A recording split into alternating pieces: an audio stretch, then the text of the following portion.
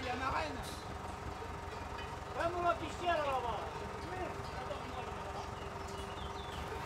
Ah, ça rentre pas après. Mais si, ça ira. Ah, allez, les mots rentrent pas, les mots. Mais moi, le problème, il y a un boulon parti.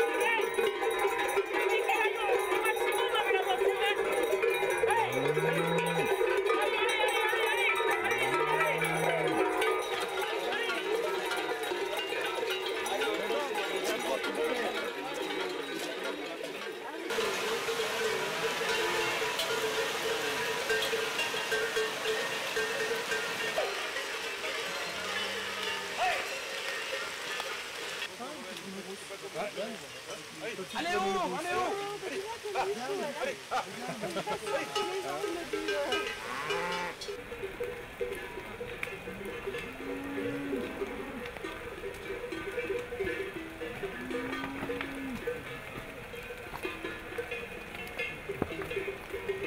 allez. Allez. Viens là, viens.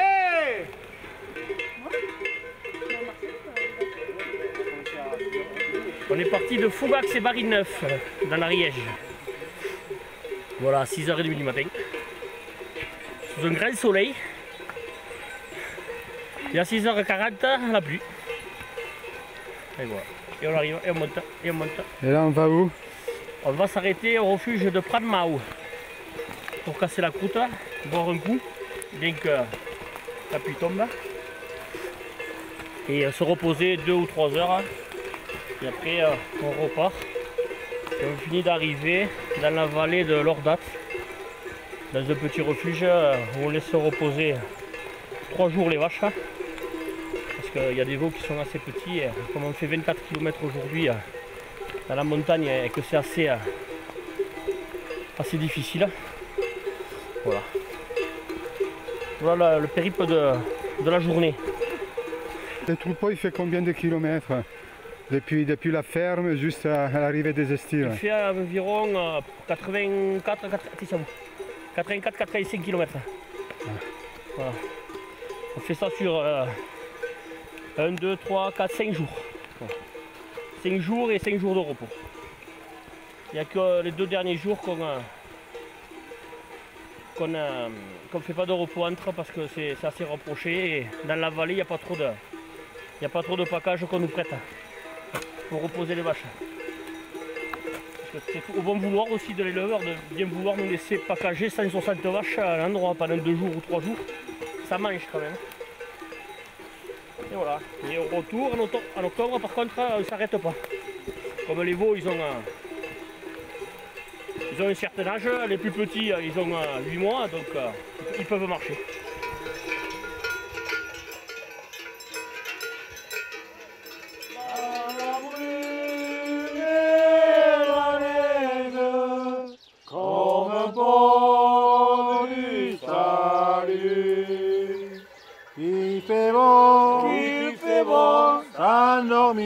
S'endormir au refuge le soir, près du feu.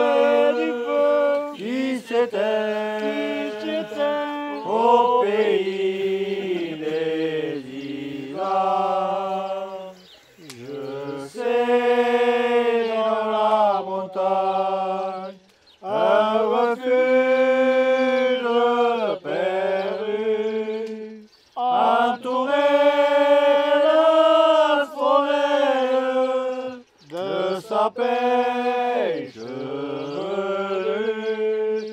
une histoire d'amour a commencé là-bas, dans une nuit d'octobre, j'ai dormi près de toi. Qu'il fait bon, s'endormir, au refuge le soir, près du feu qui s'éteint au pays ennemi.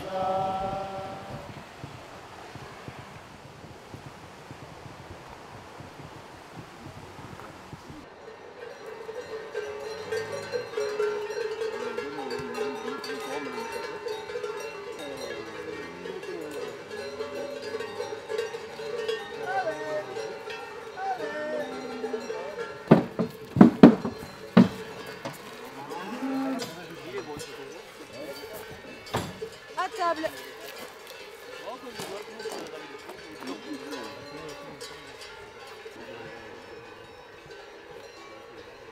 Donc, je m'appelle David Deschênes, je suis éleveur de vaches gasconnes à Montbel, sur l'est du département, depuis 25 ans. Et je transhume depuis 24 ans, voilà, en Vallée d'Aston ici. Donc.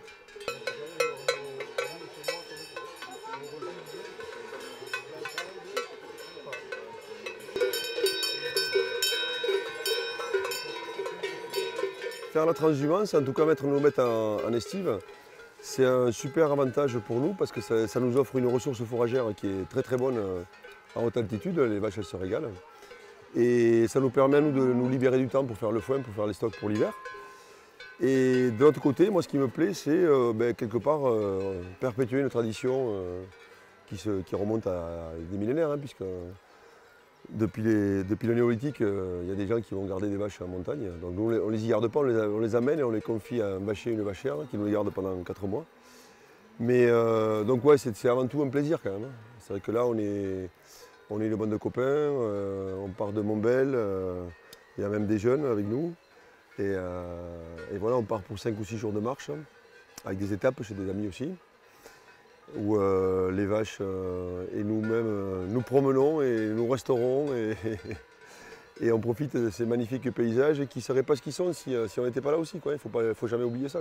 C'est-à-dire que cette montagne qu'on voit comme ça qui a l'air sauvage, s'il n'y avait pas les bêtes, vaches, chevaux, brebis et même chèvres qui pâturent dessus, ben les randonneurs ils pourraient rester chez eux, quoi, parce que sinon, ou alors il faudrait des gens pour entretenir les sentiers de randonnée, vraiment débroussaillés pour qu'ils puissent traverser la montagne. Et elle n'aurait pas cet aspect-là. Quoi.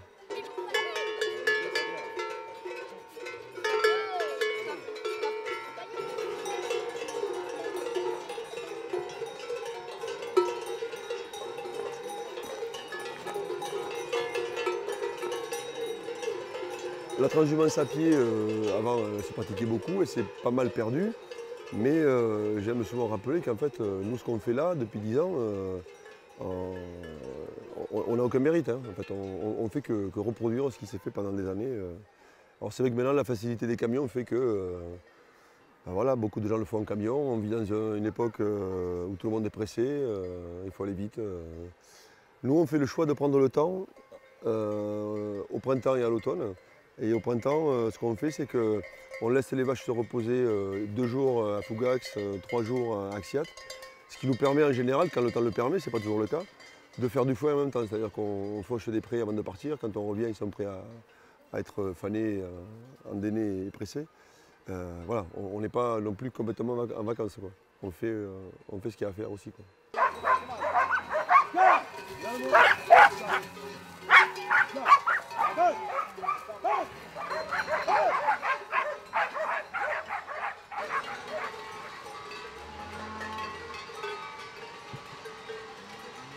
Mes grands-parents des deux côtés étaient paysans tous les deux, des deux côtés, mes petits paysans. Et mes parents, ça a été l'exode rural des années 70. Ils sont partis bosser l'exode urbain, pardon, ils sont partis bosser à Toulouse. Donc je suis né à Toulouse.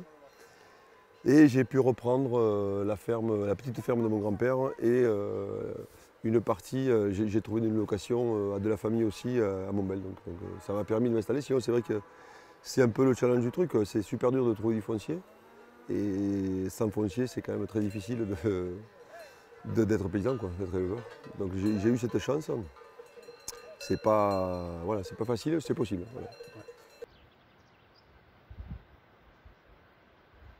Pendant très longtemps, la haute montagne en Ariège était très peuplée, donc il y avait beaucoup d'éleveurs. Donc en fait, ils allaient sur les estives qui étaient juste au-dessus de chez eux. Ils ouvraient la porte de la grange et les vaches montaient. Guerre de 14, les différentes guerres, il y a eu beaucoup d'exodes, ils sont partis. Donc il y a eu de moins en moins de paysans en haute montagne. Et donc ce qui s'est passé, c'est qu'au fil des ans, c'est des éleveurs des coteaux puis de la plaine qui ont transhumé, alors d'abord à pied, et puis assez rapidement après en camion, puisque les distances étaient plus longues. Et nous, on a fait ce choix un petit peu farfelu, bien qu'étant de la plaine, enfin, en tout cas des coteaux, de le faire quand même à pied. Mais bon, ça se faisait beaucoup. Si on reste sur l'Ariège, il y avait beaucoup d'éleveurs, y compris d'autres montagnes de l'ouest de l'Ariège, du Couserans. Il y avait beaucoup de vaches et finalement peu d'estives. Il y avait beaucoup d'estives à brebis au niveau topographique, mais peu d'estives à vaches. Ce qui fait que traditionnellement, les troupeaux de vaches du Couserans, ils migraient vers l'est et ils venaient en Haute-Ariège, ici donc.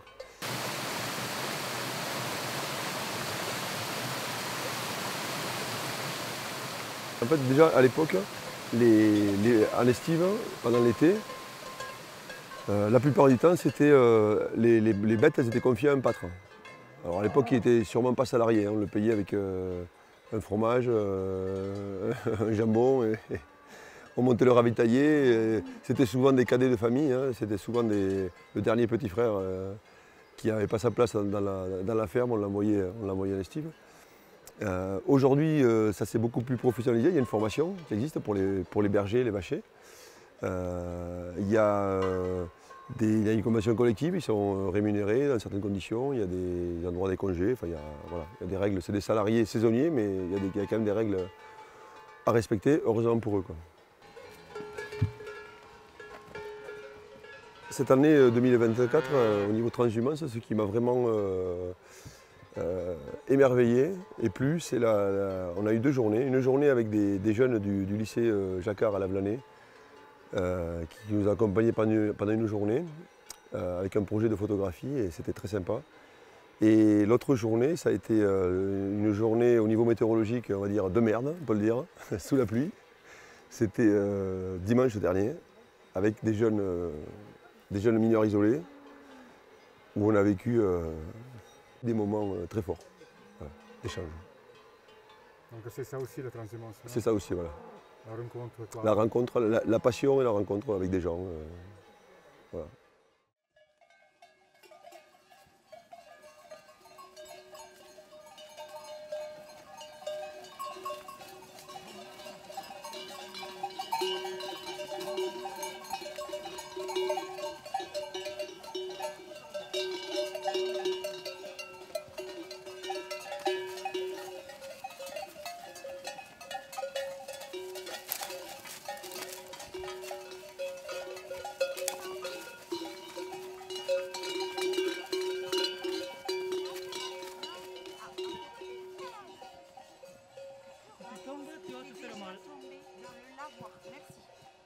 Et ah, t'es tombé dans le lavoir? Oui.